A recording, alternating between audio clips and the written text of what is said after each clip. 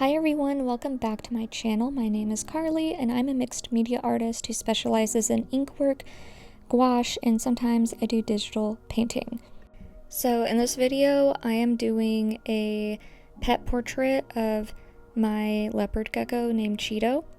I am working with a wooden panel from Reptile. I think that's how you pronounce their brand, Reptile Art Supplies. I prepped it first with some Daniel Smith watercolor ground in the shade Mars Black, and I let that cure for a day or two before I began my painting. Basically, this lets you use watercolor or gouache on any surface. You can paint with gouache or watercolor on metal, glass, plastic, wood, anything. It's just kind of like a gesso for water-based media like that. I'll get into how I created the design for this in just a second, but right now what I'm doing is I'm starting with a very thin layer of gouache to get the painting going. I also used Derwent watercolor pencils in areas like the tail that are more detailed. I don't want the gouache to get really lost in all those little ridges that have to be, defined later on. It just helps me to start it as a drawing. It gives it more structure and helps me to not accidentally overblend things. Sometimes that can be a tendency of mine, is to overblend. So I just like to use watercolor pencils to start the whole painting, almost like a drawing. It makes a good map for the whole thing. I'm creating basically like a base coat of gouache for the whole painting. So his underbelly is a lot more white. It's basically white. It's like a ivory kind of color on his belly and tail. And I'm also adding some orange, obviously, on his head and the top areas of his legs and arms. That's just his coloring, so I'm getting the base coat of that there. Something to notice here is that his tail is going to have a little flame at the end of it. So areas closest to the flame are going to be a lot warmer, and then as it goes further away from that flame, there's going to be more natural lighting being cast from the side from my photo reference. So it's going to be a lot cooler toned on the left side, as there's like kind of like window light coming in through the side there.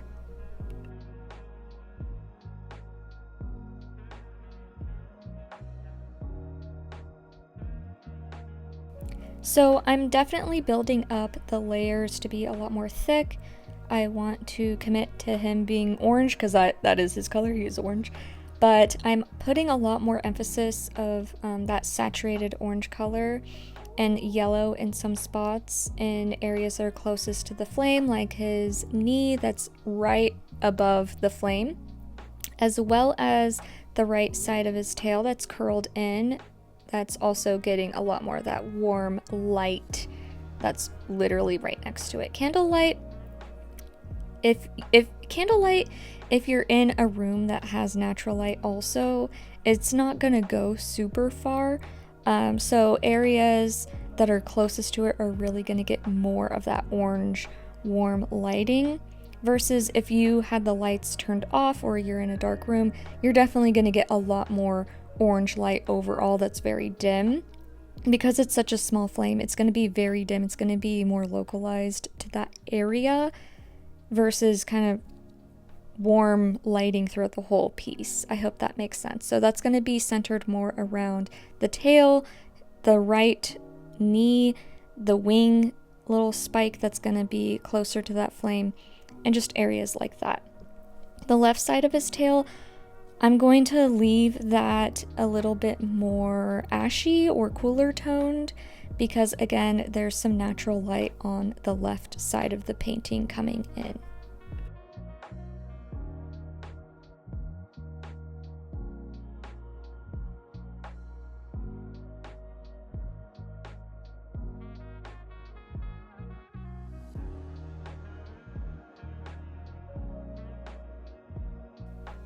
Right here, I am blocking in some colors on his little belly rolls. This was very fun to paint. Again, he has this beige color underneath his like belly and chin area. So there's going to be a lot of that color throughout that area. And I'm just giving all of the rolls on his belly and armpits and chin some dimension. And I'm just pushing and pulling the paint to create some gradients throughout the wrinkles. To create softer gradients with gouache, what you want to do is have a smaller brush, dip it in water, and then blot off the excess water on a paper towel. I really recommend a paper towel because it's really absorbent. Hello, Bounty. I should be sponsored. No, I shouldn't. That would be crazy. What? Yeah, so just a damp brush and then feathering the edges that you just color blocked in. So I just laid down some areas that are a little bit more harsh, which is good. It's good to color block so that you know, like, this is where that color is going to be. Resist the urge to overblend, but when you do want to create a gradient, you just use that damp brush to lightly feather those harsher edges, and that's how you achieve a good gradient with gouache. Very simple. It can be a little tricky because it can revive the painting underneath the other layers. Gouache revives with water really well, but I really like this about the medium, and I like that whatever I put on top, I can feather it out and it mixes with that paint underneath to create really smooth gradients. I really like that. I'm also adding some yellow on his belly rolls that are reflecting a little bit of that warmer light as well.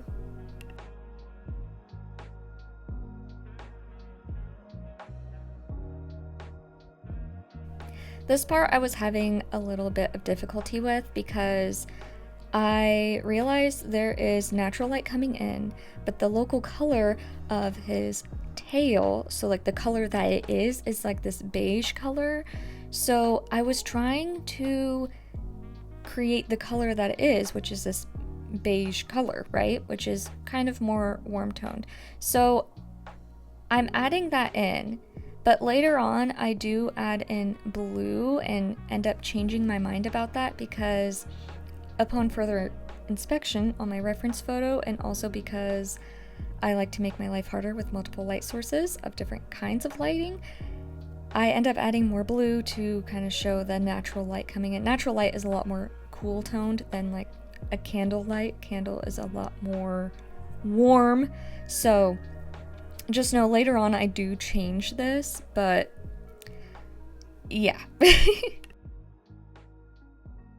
When I want to alter the gouache color just a little bit, not enough to like want to be like, hey, I really want to remix all of my colors and make my life harder, I just slap on a watercolor pencil because, like I said, with water it revives the paint layers underneath. It kind of adds a tint over everything I just did without too much work. You can just use gouache, but I like this because it's thinner. So I just drew with my yellow watercolor pencil areas I wanted to be a lot more vibrant, a lot more yellow and really saturated, and then used a damp brush to really mix that in with the layers I already established. So this is kind of like, think of it like a digital painting. It's almost like on a separate layer, adding a lower opacity wash of yellow over the top. And this just makes it easier, in my opinion, than having to remix everything and all that jazz. And then off camera, what I did was I added a teal watercolor pencil from the lighting from the window on the left side. So there's teal on the left side of his wings, and also as the wings kind of curve around behind him, his right wing, you can see in the webbing on the wing that's kind of behind his back, there's a little bit of that natural light showing right there as well. So again, I just used my watercolor pencil to tint the colors I already created, and this just creates a little lower opacity layer over the top to get the lighting right. around the form that I just made. And the teal next to that yellowy orange color, it just makes so much dimension in this piece. And it also kind of created a little core shadow along his tail, again creating a lot of dimension. Something I also did was add in a little bit of black, like black mixed in, kind of like a mud color. So my paint palette is really dirty, and I like that because I can really get some muted tones of gray wherever I feel it's necessary. And in this case, I did that with the right side of him. You can see there's a shadow coming up from his leg. So because there's a light source right there, his leg is creating a cast shadow on his belly that's like going up. And same with his arm, and same with the match that he's holding. So what I did was I just used a little bit of what I like to call paint mud, and I placed that there, and again feathered out the edges with a damp brush to create some cast shadows from that flame on his tail. I think because I'm doing a lot of just blending right here's a good portion of the video for me to explain how I even created this design. So what I like to do, because I do a lot of surreal images for my paintings, I like to first Photoshop a reference photo. So I took a picture of a gecko posed how I wanted, the same kind of gecko as mine, and then I took characteristics of my personal gecko, Cheeto, and implemented them onto the gecko model I used. I just found an image of a gecko on its back. My gecko does not like posing like that. He is very spunky, very adventurous, and he kind of likes to just do his own thing and climb on stuff. He doesn't really want to be held on his back. He's not that kind of a gecko that tends to be very cuddly. So that's why I used a different model for that, because I knew he wouldn't want to pose like that, obviously, right? So that's what I did. I think I used Procreate actually for this, because I use my iPad as a screen to look at a reference photo. So that's how I got my gecko posed like that. It's just a lot of Frankensteining some photos together to create a rough idea of what I want the image to look like. And then I just paint it and take some creative freedom in areas I think should be adjusted.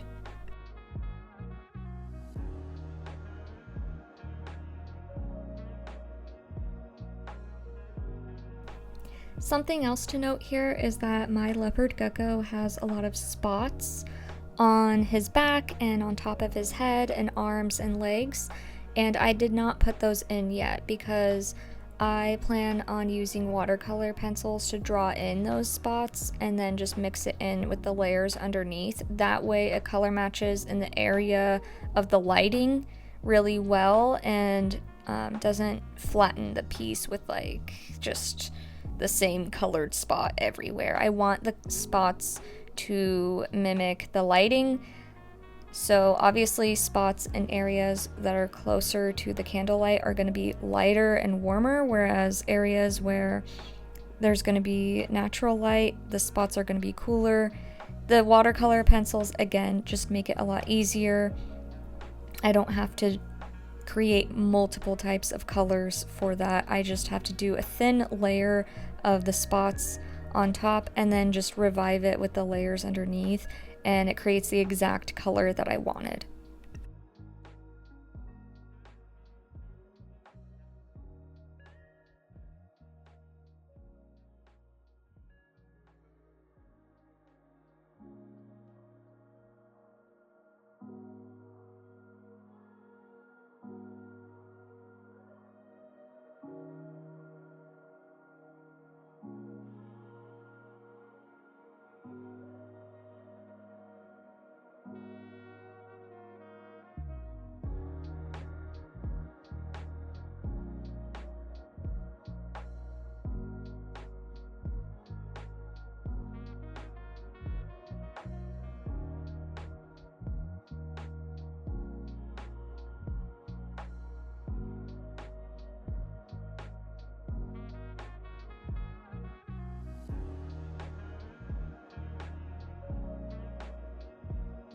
I also have a banner at the top of the painting that has his name, Cheeto, in it. I did the same thing for my portrait of my dog Luna. If you haven't seen that video, I'll link it here. It's just a banner. I opted for a beige color for a banner, kind of like an aged parchment look. And I'm just adding that in to the banner, and areas where the banner is folded behind, I created a deeper shade of beige for that. And I also am just putting the paint neatly around the letters so I don't have to redo that. Lettering is very annoying. That's another reason why I like using Procreate or Photoshop, is because I can just have the font I want on there, and then yeah, I just block out the negative space for the lettering. I'm not by any means someone who enjoys doing hand lettering, so this helps me immensely. I also added a little bit more of a teal color on the left side of the banner and a warmer color on the right side of the banner. That way it kind of matches the lighting going on with Cheeto. And right here is where I'm adding smoke. So you're probably like, oh my god, what are you doing? Why are you adding a splotchy mess around? I like adding smoke. I think it made sense in this painting to have smoke. I love painting smoke. It's one of my favorite things to paint. It's just so fun, and creating a transparent kind of look to the whole thing. I don't know. I just really like it. So I just marked with a very watered down gouache. I think I used titanium white gouache paint. I just marked where I want the smoke to go. I did it again in a very translucent layer. That way when I build up some of the more opaque areas of the smoke, there's still kind of that smoky color to it, but it's a lot thinner. You can still see through it. And I mostly did that just to, you know, map it out, you know. I'm not going right into details, that's insane. And right here is where I was doing the spot thing I mentioned earlier. I'm like, oh, he has spots, I need to add those. So I used a brown watercolor pencil and just drew those in, and then again just used a damp brush and just wet it, and it mixed in with the layers underneath and created the exact color I needed depending on where the spot is on his body.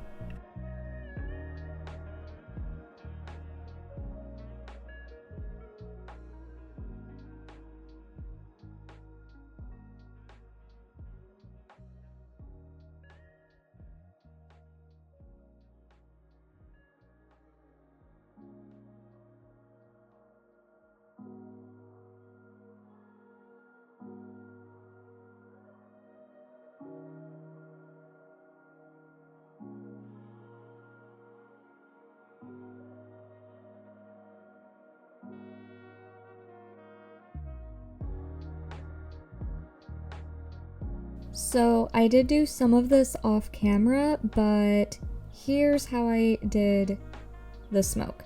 So you can see here I am using another layer of that more translucent titanium white, and I'm creating strings around. And in areas where the strings overlap, I make it a lot more thick.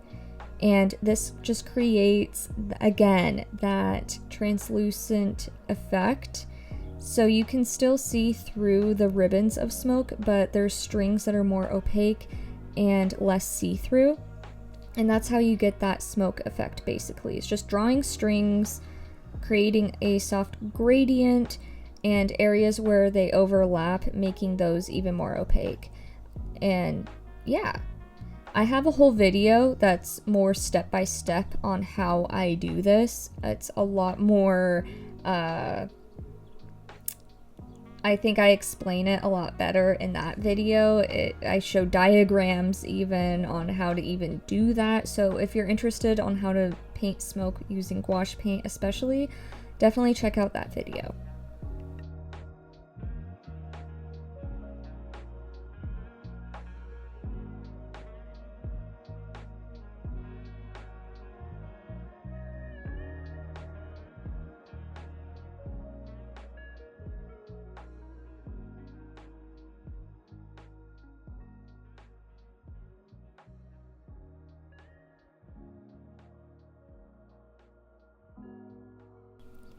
Something else I want to make a note of here, I use titanium white because titanium white can kind of create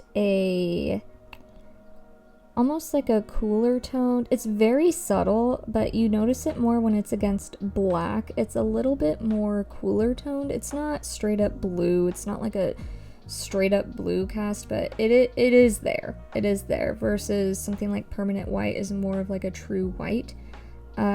So I like using titanium white for smoke because, again, it kind of has that smoky, ashy appearance to it. If you look at pictures of smoke against a black background, you'll see what I mean a little bit better. It tends to have a little bit of a cool cast to it. So that's just the effect I was trying to achieve there.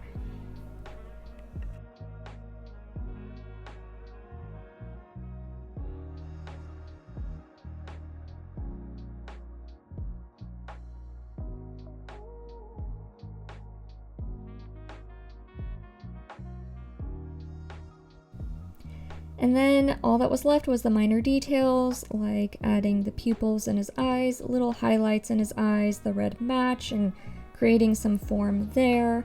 But overall, this little guy is done. So yeah, I hope you guys enjoyed this video and that it was helpful in some way showing my process. If you liked it, please give it a thumbs up, and I will see you next week. Bye!